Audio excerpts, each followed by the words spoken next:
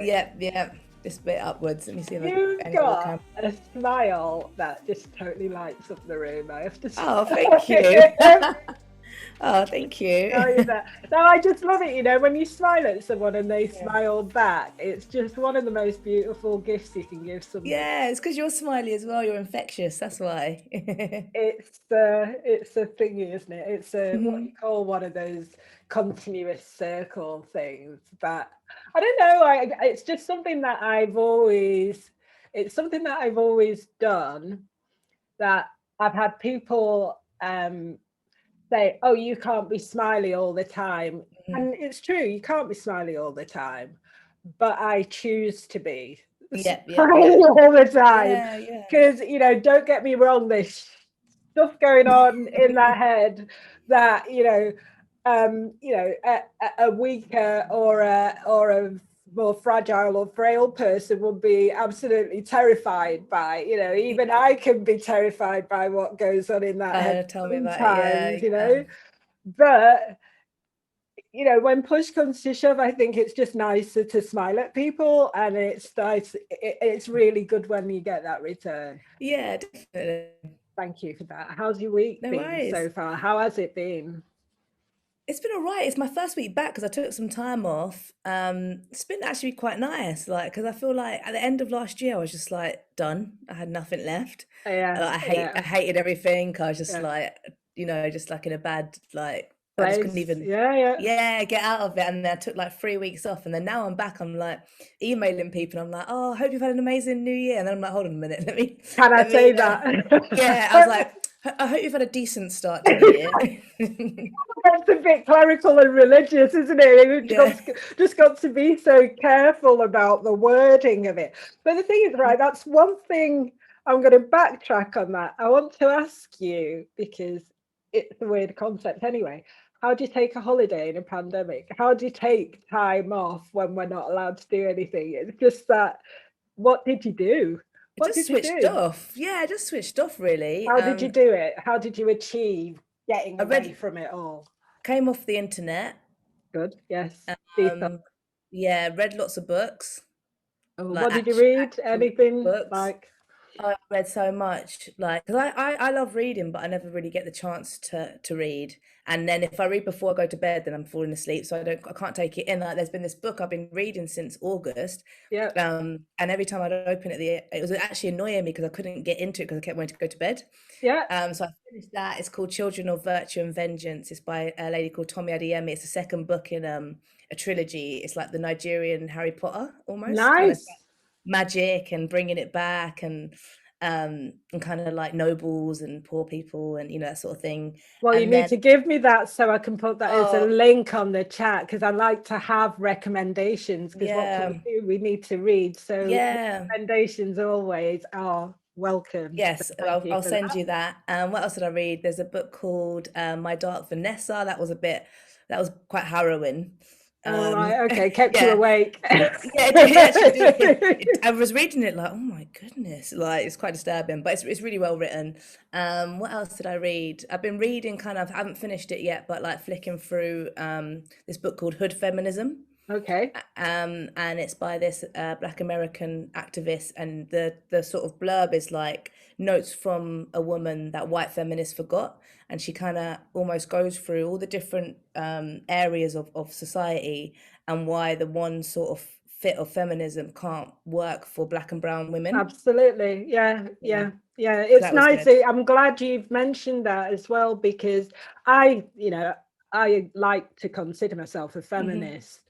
But when you get into the reading of it, there are disappointments along the way. There are disappointments along the way because inclusion. Yeah, exactly. And she calls herself a womanist, which I quite like. So I was like, maybe, because of course, like, feminism's like the kind of the sort of the entry of it, isn't it? It's about equality, but it's kind of going further than equality. It's equality for everyone. Yeah, I've heard every woman. Yeah. I've heard Jada Pinkett Smith classes herself as a womanist, and you know, all her red table talks, you know, whenever they have feminists on, it's like, no, because that is exclusive in so many different ways, and we like to use the term womanist to bring everybody, every woman's experience, every woman with an X woman experience into play here. And you know, it's one of those real disappointments that I got in reading about feminist and the suffragette movement and everything. And I'd always said, you know, Emmeline Pankhurst is one of my like absolute icons, role models. And then I got into reading it. And you have to bear in mind, you know, like the suffragette movement came at the beginning of the 20th century. And the Pankhurst family are from Manchester, but Emmeline was pro-slavery.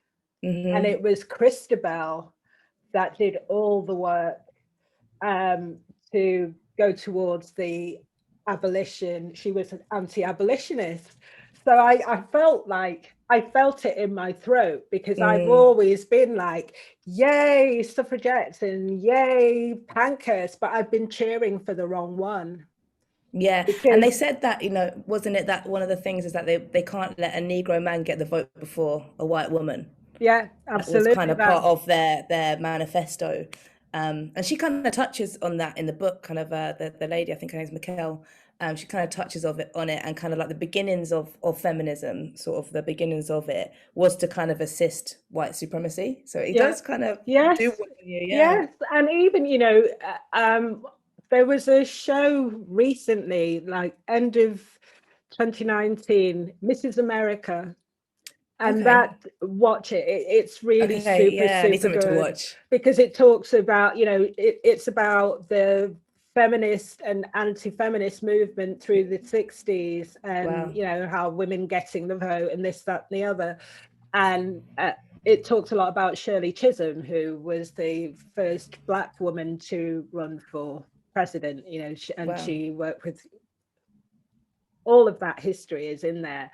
And it does talk about this this split with feminism, how Black women even weren't included. So when women got the vote and when women got their rights to have independent rights, white women got them before Black women got them. Of course. And it's just this whole, once you get into reading about it, you can be allied to one cause or the philosophies and everything, but then you have to think about, like, what's in it for me, and did they help me? And it's that whole discourse about, even though they were feminists and even though they were kind of including Black women, it was to a point. And when the goods came and when the results came, it was for white women. It wasn't for Black women, and America was still segregated and Black people still didn't have the rights. And it's just really hard realizing that politics is still very fresh and young as well, because we're only talking late 60s, early 70s, when all of this was kind of bubbling to the surface. And I mean, I am going to talk to you about music, obviously. Go in heavy on the politics, but it's actually nice to have a different discussion, because you're about so much more than your music. Your music is crucial, but there's a whole person underneath that I want to, you know, I respect you for so much more than music. And it's just really interesting to me, particularly in the light of what happened with George Floyd, Breonna Taylor, and everything, how these discussions have taken, like, it's caught a fire again. So how, and I'll bring it around to music, how do you keep that strong sense of self as a Black woman in a very white male oriented industry? I think it's been a kind of like a bit of a journey. I think in some ways, like I was I think in some ways, like how I grew up was quite sheltered in terms of diversity. Yeah. Like where I lived, growing up in Southeast London, the schools that I went to, and then to college that I went to, and then straight out of college, I went to work at One Extra, Yeah. which is a black station. Yeah. So, Yeah. the majority of people, I had black bosses, I had, everybody, and white people were there as Yeah. well, Yeah. but it felt very, at that time when I was there, very balanced. And I didn't, I could see myself in higher positions and things like that. And it was only kind of when I stepped out of the BBC and went to go and work at a major label, and I was like, oh, hold on a minute. Where is everyone? It's just me. Yeah. And I was so, I couldn't work out why I felt like I didn't feel comfortable in the building or in the office, in that office environment or in those rooms. And I suddenly realized it did take me a good second. It's because I just didn't want to feel that one of one. And I think, I don't like, something that I really don't like is feeling like one of one. And maybe it's because I've never had to really deal with it that much. It's not been like a whole period of my life where I've been the only black girl in school. I've not had that. Yeah. So it kind of really gets my back up, and I've had to what I've kind of had to do is almost kind of like put blinkers on. Yeah. Yeah. And kind of full throttle, like not even, I know I'm a black woman. I know what I don't even think what people might think when they see me. I'm just going to walk into this room or walk into this meeting or walk into a DJ set or, whatever with my I feel like my chin's always here. Yeah. And nail it. Yeah. Yeah. And not see what's all, happening underneath there. I don't see that because I'm just like, I know what I'm kind of angling for. But with what happened last year around the Black Lives Matter stuff, obviously for us, this has been conversations that have happened all our life, for one. But, really sort of first came to a head in the recent years. Was like 2016 was kind of the, so we had the build up from 2013 to 2016 of dealing with the brutality and stuff like that. So we, me and my friends and my family, we've been having these conversations. And then obviously when last year with like George Floyd and that was kind of bringing it all back up again. But this time it didn't kind of feel like, I remember, my friend, years ago, would be like, JAMZ, why are they doing this to us? Like, how can they, why don't they, she really felt it. But I feel, and then I got to a point a couple of years after her, and I was like, Couture, why are they doing this to us? Yeah. But then when it happened like last year, it switched something on in me, and I can't quite pinpoint what it was, but it wasn't no more like, why is this happening? It's switched a kind of like invigoration in me, like it's lit a fire and given me more purpose to go and move through the world with more ferocity and more anger. Like, fuck this. Like, we're here. I'm meant to be here. Yeah. And I'm sure we'll talk about it, probably later on. But obviously now we've kind of on the other side of things, like, now there's been like a kind of like amazing push and people are trying to be more diverse and, there's lots of conversations. But my friend said something to me, another friend, she's quite a prominent broadcaster, and she was like to me, I caught her one day at work and she was like to me, she was like, I see you doing your thing. I was like, I see you doing your thing. I see your covers, and she was like, listen, don't think that just 2 years ago you weren't good enough. Yeah. She was like, don't think that just because people want to talk to you now or or include you in things now, that you weren't good enough 2 years ago, because you were. Yeah. They just didn't have the capacity to look further than what they could see. Yeah. That's true. That's true also.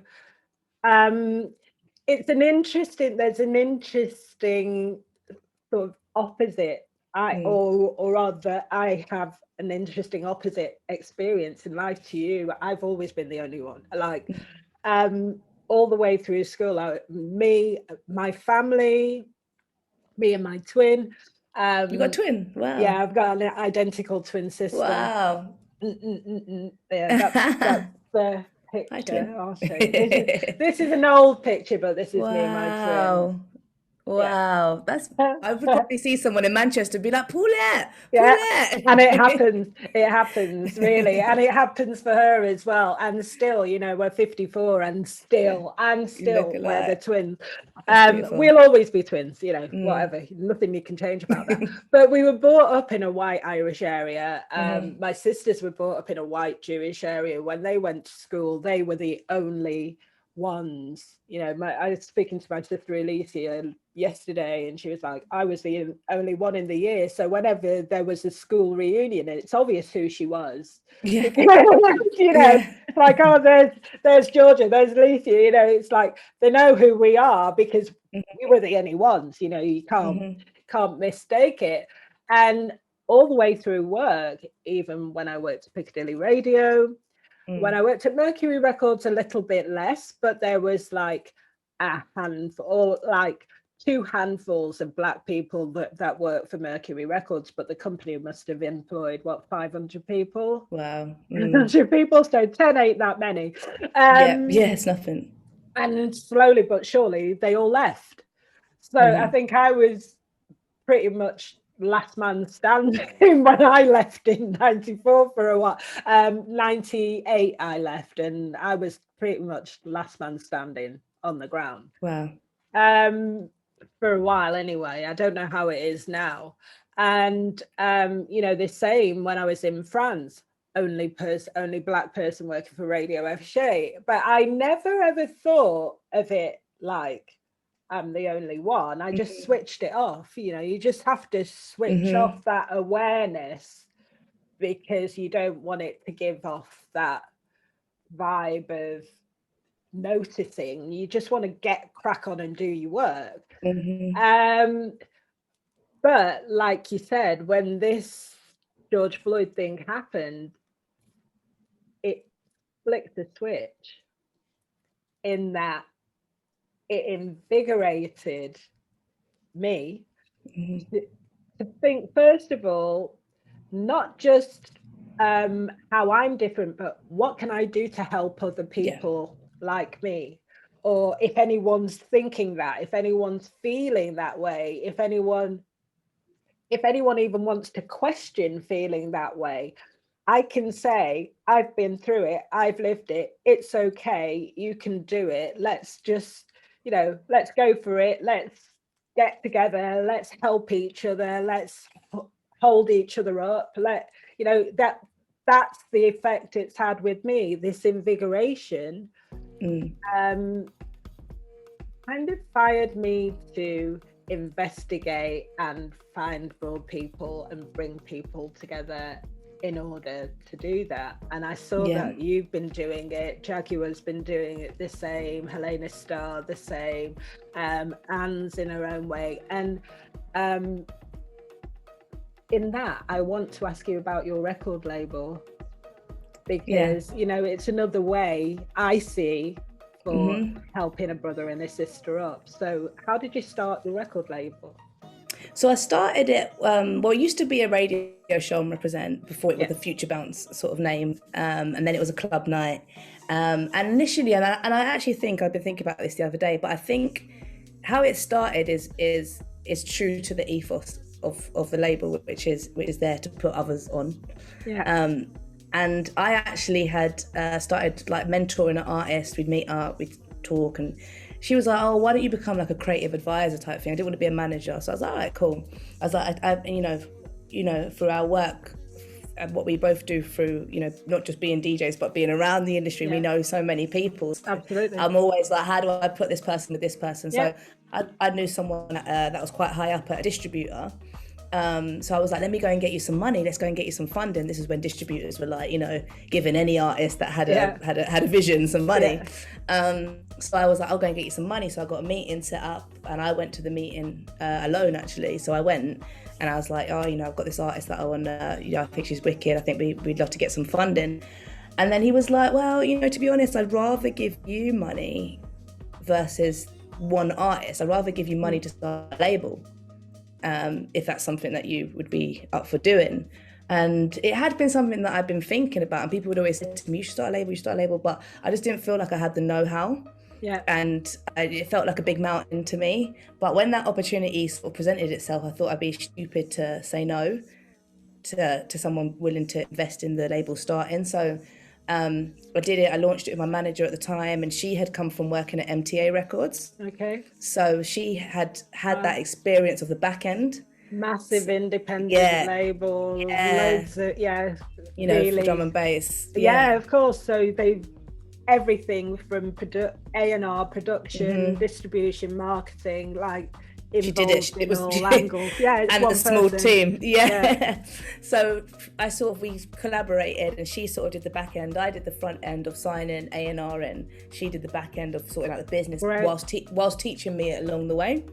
So that's kind of how it started. And then there was, you know, all the artists that I've signed have been through relationships through radio. So, you know, I go through so many artists that I find that I think are sick, and no one else really outside of my world knows about them. And I'm like, oh, but they should know about them. So that's kind of how it started, is that I would find people on the radio that I'm playing and build relationships, then I'd sign them and then become their megaphone. So you do all the A&R. How can somebody, if they, I mean, they've got to be sick, they've got to be like really good. Don't bother sending it if it's just like some tin pot production. But how can they send you tunes? Is there an email address or a dedicated email address that people can send music to? Yeah, I just have music for jamsupernova@gmail.com, and we go through it, and I have a little bit of help to go through it because there's a lot in there. Yeah, of course. So yeah, but we check out everything, and we actually just wrapped up, but I definitely would do it again, a competition for the club series that I've been running. So with the label, I've always wanted it to be like, it's not just you know, a label that's for one style of music. I kind of was looking at, like, you know, your Blue Notes, and, you know, kind of retrospectively, and I'm like, yes, that is it. It's my taste. And that can go from being an R&B artist to, you know, a funk band that we signed, or to an ambient electronic producer, to straight up, you know, club music. So yeah, we launched this club series, which started last year, which is kind of weird because it started as lockdown, and it was meant to be like, I would sign an artist a month, and it put out 2 tracks. And it was kind of geared towards the clubs, but obviously the clubs, there was no clubs.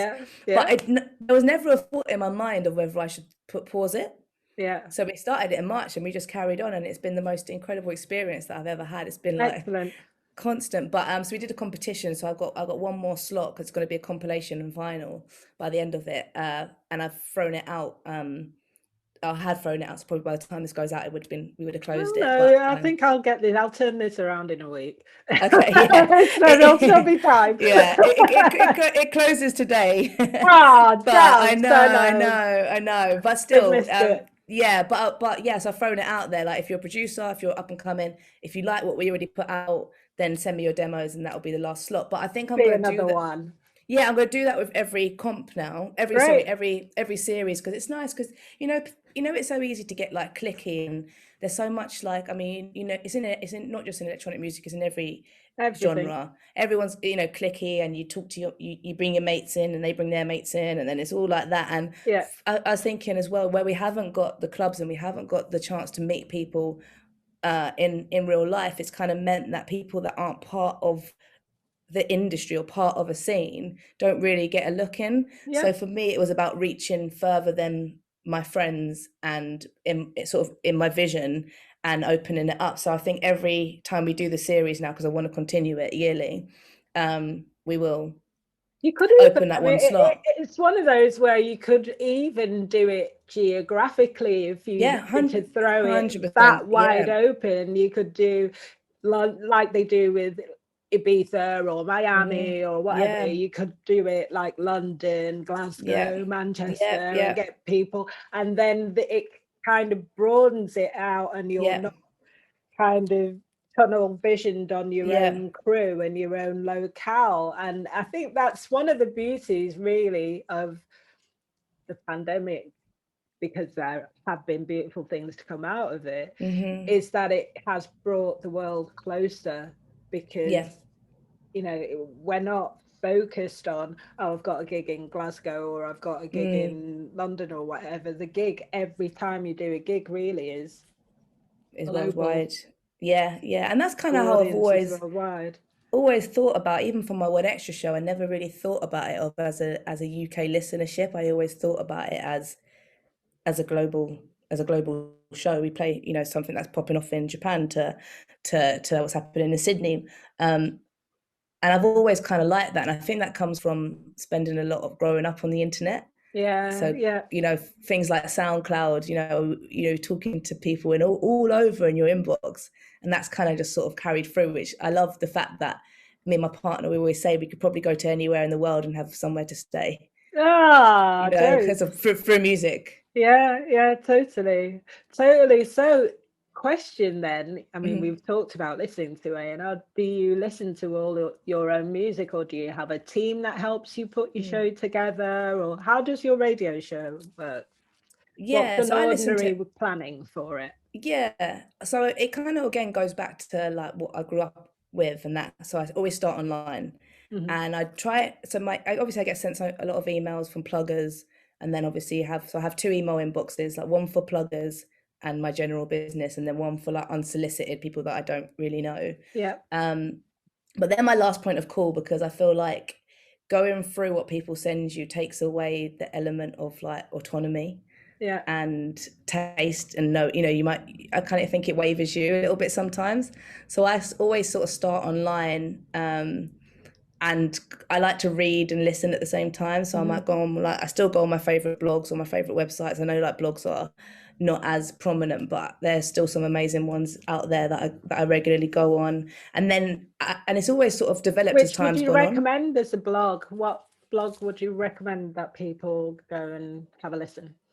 Or is that like secret weapon? No, I used to keep it secret, but I don't think it needs to be. But I love the Colours blog. So they have a Okay. daily blog where they and I've become quite good friends with the guy that writes it. So we've got quite similar tastes. So I'm always like, oh, Deep, you just showed me someone new, like, Yeah.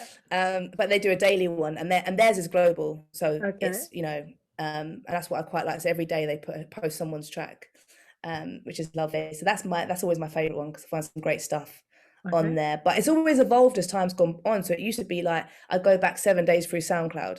Yeah. That's how I used to plan the show. And then add a few sort of online stuff in there, sort of blog stuff in there. And then now it's like, so I do all my favorite blogs and stuff like that. And then I've got like some of my favorite like playlists on online, because I feel like either let the algorithms beat you or join them. Yeah, So, exactly. so yeah. And often, because, some of the playlists are like the ones that like are user generated. So then I'll go through that and then pick out stuff that I like. And then I've got a list of things that I have made a note of throughout the week that I know that's been coming out. So then I'll check that, go through that. And then my last point of call is like the pluggers email. But then with the unsolicited emails, I have employed this amazing guy called Shaz. And Shaz is another person who I just realized we have really similar ears. So he writes for Clash magazine. Okay. And yeah, we always sort of used to talk about music and stuff online. So I was like, look, would you be up for running that inbox for me? So what he does is he goes through that unsolicited inbox email, and then he'll bring me the top 10 submissions of the week. So then I take all of that, and then I've got about 50 songs, and I can probably only play 20. And I go back through it, and I'm like, what do I love? What do I love? What do I love? And then make the show like that. Whittle So it yeah. down. It's interesting you said that. I'm just really curious about that, because I have been someone who has listened to music for a big DJ. So like a lot of the really sort of major names use a team to go through their music before they create their show. And it's a lot of work. How long does that take? How long does it you do that every week? Is that your every routine week? Yeah. every week? But what I do now is that I shift it all into one day. So I don't check nothing in the week. Monday's my day, my music day. I plan 2 shows on a Monday and record one, and then plan the other show to go out on Tuesday. But then I don't, Tuesday to Friday, if you send me something, I'm not going to check it. Yeah. Because I had to box off that time. Otherwise, it's just drip feeding, drip. I'll make a course. note of it to come back. But knowing that Monday's my day, and I don't do nothing else on a Monday. Yeah. It's just radio, just music finding. But with the DJ stuff, I kind of with the DJ stuff, that's a little bit differently of how I kind of that's changed as well over the time. I used to like make a little note and check it monthly. I'd re-update it monthly. Is your DJ set vastly different to your radio set? Oh yeah. There's some What's the difference? Oh, tempo, style, everything. Yeah, my radio show is chill and smooth. We have a few bits of club bits towards the end, but it's pretty much, the home listen. Yeah. And then when I DJ it, it's like quite hard, quite yeah. fast, very percussive. I'm like driven by percussion, And and kind loops. of think, and loops. I loop everything. Everything's a loop. Yeah, Every time all the research that I did on you was loops, yeah, loops yeah. on a big I'm loop. the loop queen. Yeah, I was even listening to something today, actually, one of the releases that we put out today, and I was like, I'd put it in a mix previously, and then I was listening to it just on. So every time I put a release out from my label, I always put it on the day it comes out. I put it on the Sonos, and I want to hear it out loud. And I was like, oh, why didn't I loop it there? I should have looped it there. There's the loop. Like, but I just I heard it like, yeah, I don't know. If you keep listening to music, you hear the different parts. But yeah, I love Bandcamp. Bandcamp for DJing Yeah. is like, I just think it's amazing. And the more you use it, again, it's kind of like leaning into using The algorithm. technology Yeah. for, yeah, the more Yeah. you use it, the more you build like a wider pool to actually search through. Yeah. And I love and I don't know, there's something nice about spending money on music. Like, I get a kick out of it. Yeah, so do I. So do I. It's an obsession, but Yeah, it's an yeah, yeah, obsession, and then it's like, none coming in, lots going out. yeah, yeah. You got to balance it Just got to out. balance it Yeah. out. Because the thing is as well that I've known, people ask a lot, how has the pandemic affected the way you do your job? And in a way, it's not changed it at all, because you've still got to do it. If you're a DJ or a broadcaster and you're working with music specifically, you still got to stay current. You can't switch off for a year because the clubs aren't happening. You can't do that because life goes on. Yeah. Has that been the same for you, or? Yeah, I felt like other than being physically in those spaces, those club spaces, but I felt like it was the same. I was just keep on doing, whilst I'm not in the clubs, I'm still going to find music to make a mix. Yeah. And drop a monthly mix. Sorry, the radio. I did the first lockdown. I was at home for it. The second, recently, or since September, I've been back at the BBC, which has been nice. But if anything, I felt like last year I worked harder. Yeah. And that's probably why I felt so burnt out by the end of it, because it was non-stop and it's continuous and there's no break in between. There's when you travel, as much as like traveling is tiring, there's something I find quite meditative about it. It's when I'm traveling to a gig or on the train, that's kind of quite a nice time for me to switch off. Yeah. And I didn't have that. There was no time to wind down. Or decompress, should I say? That would probably the better word. Yeah.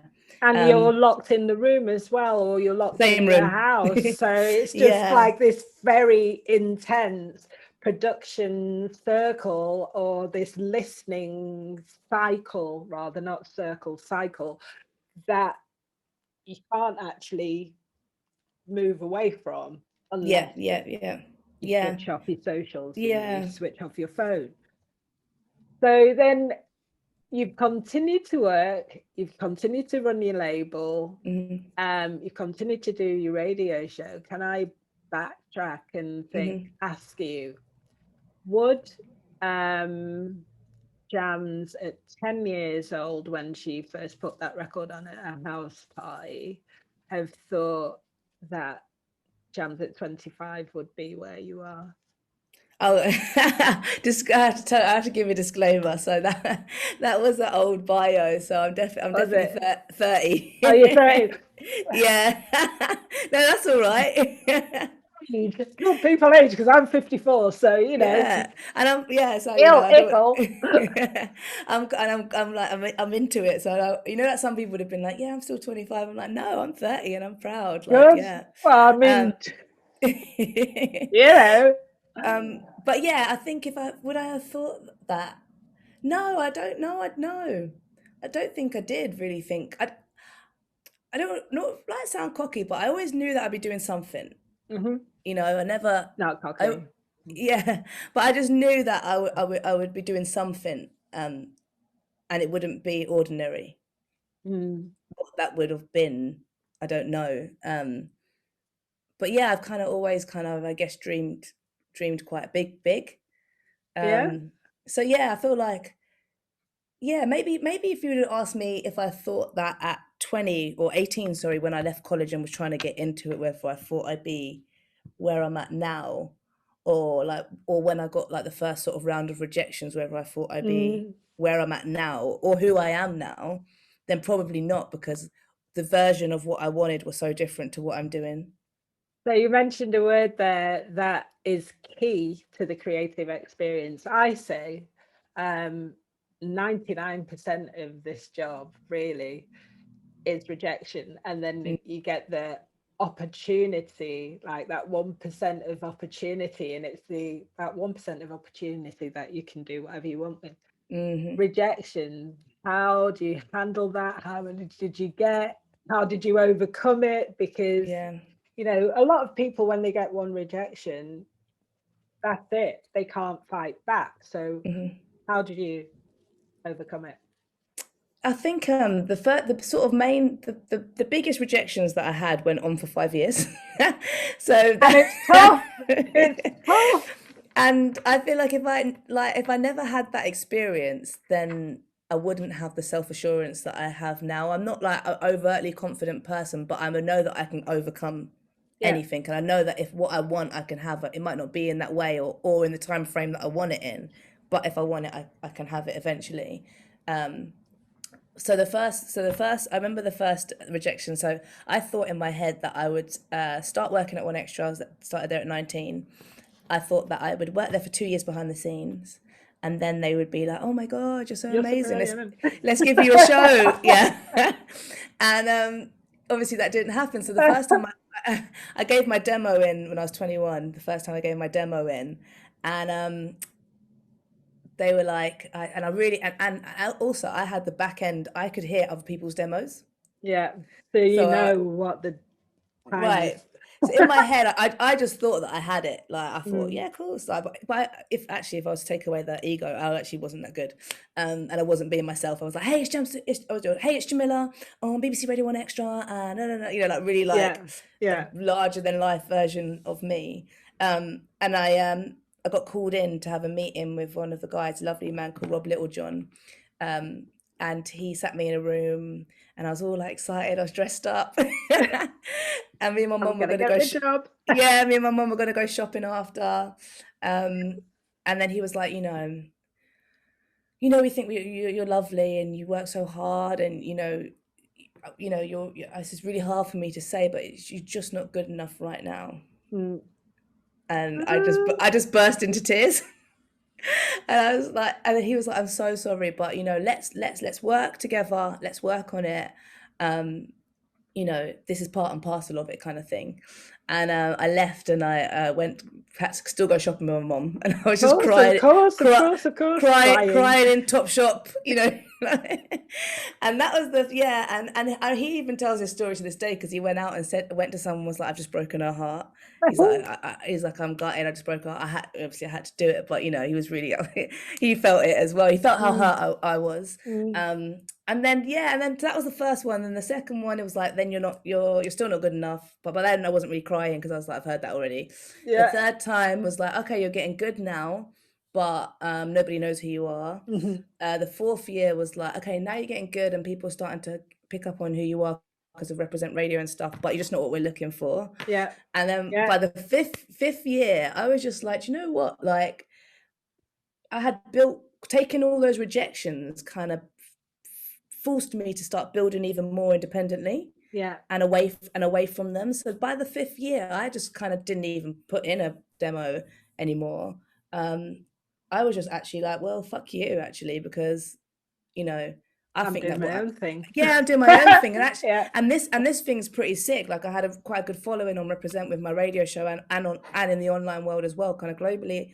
And I was like, I could, like, what if I just did this forever? That'd be cool. Like, I could do the freedom of it. And then that's kind of when they were like, oh, here's a show. Because you've got to that point where you're yourself. Yes. It's like you have to discover who you are. Kind of have to get to that germ of who you are before they can use you, or before they see you. Before they see me. And that was it. See you is what I mean. Yeah, they still saw me as this 19-year-old girl. And they saw me as almost part of the furniture because I'd been there for so long. So you're not exciting, you're not shiny, you're not new. So what I started to do as the years went on was scaling down how much they would see me. So I took on, I started move out of the producing, shadow. I started producing shows where I was only in the nighttime. Yeah. So like, where's Jamila? She's not been around for a while. Yeah. Oh, check out what she's doing. She's doing all this stuff online. You know what I mean? So it started to build excitement again. Yeah. So that, I think that's something that I definitely kind of had to take, like, calculated risks and absolutely. And you used a good phrase there, one of my favorites, calculated risk, where you have to step out of the shadow of people in order for people to see you. If, like, you can't see the light in the darkness. It's like you've got to move. There's a point where you have to make a concerted effort if you want to do it, to step away. You have to step away and do your own thing. And going through that, like, now if I get a rejection, in our jobs, rejection doesn't always come in the form of someone saying no. It might not be you getting a gig, or it might not be you for an opportunity. Rejection comes in kind of all different sort of ways, and so much of our careers are at the mercy of other people. But what it taught me was that focus on what I can control, so I can control my output and my narrative, and to kind of revel in rejection, to revel in being the underdog, because there's something kind of special about having a kind of fuck you attitude, and kind of being like, okay, it's no, all right, cool, let's go again then. It's like being like the boxer in the in the ring that just keeps on getting back up and kind of laughing about, when someone gets hit and they're kind of laughing, like it's kind of like having that mentality, and the absolute balls of taking the hit and coming back and giving the hit. It's like you've got to come back, you've got to bounce back. And it's a bit masochistic in a way, but you have got to be able to roll with it. And I think that's very much the pandemic message as well, where there's nothing we can do about this.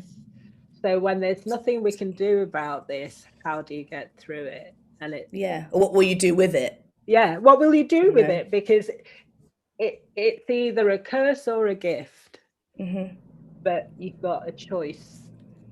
We all have a choice what we do with this right now. None of us were making any money. None of us have got any like 20 gigs a week. But can still make it work for you in a way. Yeah, I think so. And sometimes, like I read this other book, what's it? Oh, it's called The Discomfort Zone. Okay. And it's about like being in almost forcing yourself into a zone that's like discomfort, or lack of resources, to push you to the most creative space. And I feel like when we are in these situations where, it might be financial, it might be capacity or time, there's someone probably out there right now, an artist out there right now, who's probably working in Tesco's because they have to, because of their line of work or life is completely gone. But I guarantee that might be the most special amount of music that they'll make, because they have the finite time to do it. That's true. That's really, really true. So what's next for JAMZ Supernova? Because Supernova's got to go higher, hasn't it? Go higher. Well, my granddad said it was a bad name that I picked because supernovas fizzle out, but no, it's not. Thank you. Not this version. It's a brilliant name to have. You're a star. Thank you. I'm rolling with visible from the earth. How powerful is that? How powerful is that? Really, it's not like JAMZ Speck of Dust. It's like JAMZ Supernova. It's like we're looking up there, not down there. So what's next? What's next? So quite a lot of, there's loads of really interesting things. Like I came back from taking a break to like quite cool things happening that I can't quite talk about, which I hate. Good. Sorry, I hate. No, but you've got to do it. I interview people, and when people say that, I'm like, oh God. But there are some cool things that are going to be happening. but one thing that I can say is that I'm launching my own podcast. Fantastic. Which is really exciting. So basically, it's called JAMZ SUPERNOVA'S DIY HANDBOok. And when I was on One Extra Weekends, I used to do something called DIY Generation, which was like podcast style interviews where I talk to people about how they've done it. But I never really sort of spoke about like my journey and it was always sort of about other people. So this podcast is about every lesson that I've learned along the way in business and my career. And it's talking to a variety of people, from athletes to lifestyle, to tech people, to music people. And they've either had a similar experience or they, to me, have had the solution to the experience that I was going through. So I'm excited. I'm really excited about that. Is that going to be on Apple, Spotify? Everything. Where are you gonna? How can people listen to it? Yeah, it'll be everywhere. So I estimate that it will come out, because I've got like a couple more to record. I'm hoping for like March, April. That'd be my aim. Are you continuing with Selector Radio as well? Or, yeah. So it's just like a standalone independent podcast. Still do Selector, still do One Extra. That'll continue rolling. And then the club series that we've been running. Right. In March, it'll be the end of it for this season, and then we're going to have hopefully vinyl and a compilation that comes out with it. So that's really exciting. And then that's it really. That's a lot. Yeah. Not really doing that. It's like I'm exhausted listening to it. But you know what? For the first time, like normally I start every year and I'm like, this is what I want for the next year, or this is how it's going to go down the next year. But I'm just planning not that far ahead. Yeah. I don't think that you can. I don't think we can in this sort of space. And during the pandemic, I had a lot of time to reflect, and I thought about my next 5 years, and I've kind of got that as my thing. And then the rest of it, I know that they're the little checkpoints that I want to do, but the rest of it's kind of like project to project, month to month. That's kind of how I'm rolling. Absolutely that. And that is a key takeaway, I think, for anyone. And every interview I've done with people has been exactly the same. Is that, first of all, focus on what you can do, not what you can't. Yeah. It's like there's so many can'ts around, like you will just dig yourself into a hole thinking what you can't do. So just focus on the little victories, the little projects, the little steps you can make to get towards the end result. And don't plan. I mean, you plan, but you don't plan. And plan with the knowledge that it can all blow up. It can either blow up in a good way or it can blow up in a bad way. But be prepared. Just be prepared, like the Brownie guides, for everything. Like, be prepared for every eventuality. And just to be sort of very philosophical about it. Yeah, like go into it like with the least resistance. Yeah, like water. Like it's that Bruce Lee thing, like water. You just have to be fluid about it. Yeah, and that's kind of where I'm at, and no expectations. Yeah. Even with the podcast, I was trying to get it out before when it to come out in January. I was like, no one even knows it's coming out. It's fine. Like, it comes when it comes. It comes when it comes. That's where I'm at. Yeah. Yeah. Really. Give ourselves a break. Yeah. Also, brilliant advice. Give yourself a break. Don't be so hard on yourself. Like, just chill on yourself. Do it when you can do it. Do as much as you can do, and that is it. Don't flagellate yourself over not doing enough. Just do what you can. Yeah. Right. So then, how do you relax? Just chill. How do I relax? I watch loads of TV.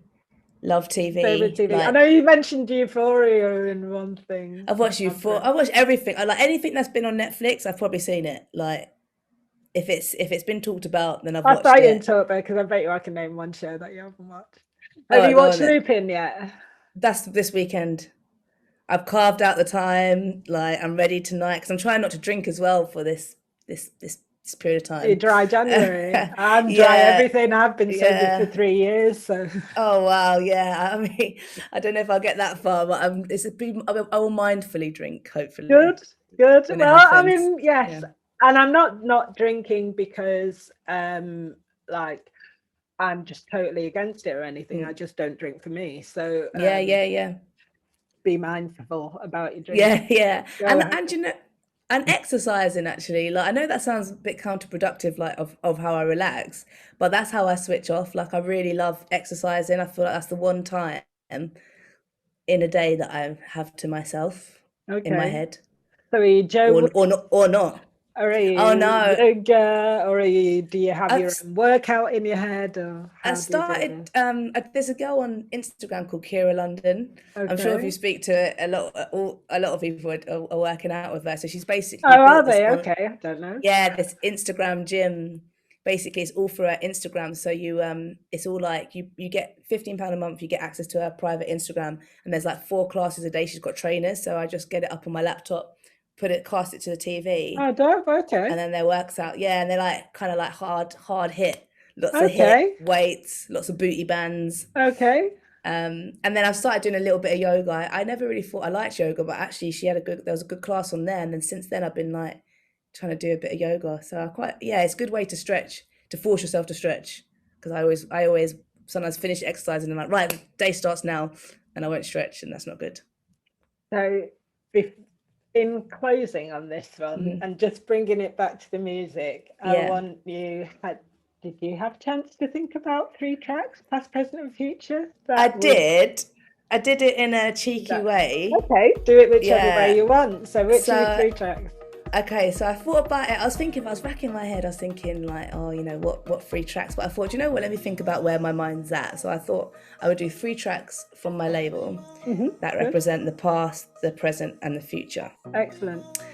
So the past is the first ever release that we put out with Ted Jasper, and there's a song called "Go On," and that just the experience of that and putting it out and what we've learned, and the fact that, you know, 2 years after its release last year, it got 1 million streams, and what he's gone on to do has been amazing. And he kind of is the ethos of the label, to launch people and to, you know, shine a light on them. The present is the KG and Unique release. We're going to go for back to back because I feel like that has set the tone for what the label's about right now, and that is about inclusivity. It's about diversity. It's about shining. It's about the things that mean something. Everything about that release means something to me. Blackness, women, taking up space, being unapologetic. And then the future is an artist called SOLA, and I'll go for the song Try. I never really had, you know, we work quite short term with the artists that we work with. It's kind of one-off projects, and as soon as I started working with her, I said I don't want to do one-off. Like, I want to take you all the way to an album. I want to work with you long term, and for me, she's like the future of Black alternative music, and I'm excited. You're gonna make an album then? I want to, not yet. Well, we've got a bit of work to do first, but the aim, you know, I have visions of like seeing her album poster on the tube. You know, when you walk past. That's massive. That's what I'm aiming for. Massive. That's a big goal. I don't know when, but you know, that's the hashtag goals on that one. Album. So I wish you really just like every success with everything. What a fantastic chat. And thank you, Paulette. You are a beacon of light, and you know, I know we spoke about it before when we interviewed you for Selector Radio, but like, you know, your work is why I'm here, so I appreciate that. Man, 100%. It kind of makes it worthwhile when I can sit back and say, first of all, it's just like, there's you, and the way you talk about occupying space, the way you talk about going through the work process and everything is just so positive, and it's so powerful. It like really it's just like, yeah, man, all of that, whatever I've come through was worth it, because now you can do that. And then on the reverse of that, I learn from you all. I'm learning so much, and like, I'm listening to you talking about setting up your label, and I'm taking notes. Trust me, I'm taking notes, because you also have the knowledge that I don't have. And I just think it's fantastic that there can be this exchange of information. And if I can get that out of it, I hope other people can get that out of it. And it's just brilliant to see. And hope, joy, proud of you. I'm like, yeah. Yes, girl, go on, nail it every day, and I will be cheering you from the sidelines. And I hope I'm right back at you. Whenever we get this out of this, when we get to sit down, you can drink mindfully, I'll drink my mocktail, so that we get to meet face to face. Yeah. Secondly, when I get to hear you, I am going to be raving in front of your booth, like. And the same, I cannot wait to see you play. I hope I get to share a lineup with you, like, next year. It would be dope. It would be so dope. Anyway, it's been a total joy. Thank you. I've realized as well that I didn't even introduce you. We just launched into having a chat. I love that. That's the most natural way. Thank you. But this has been JAMZ Supernova, and you have been watching Here, and here to that. Take care. Love you loads. Stay safe.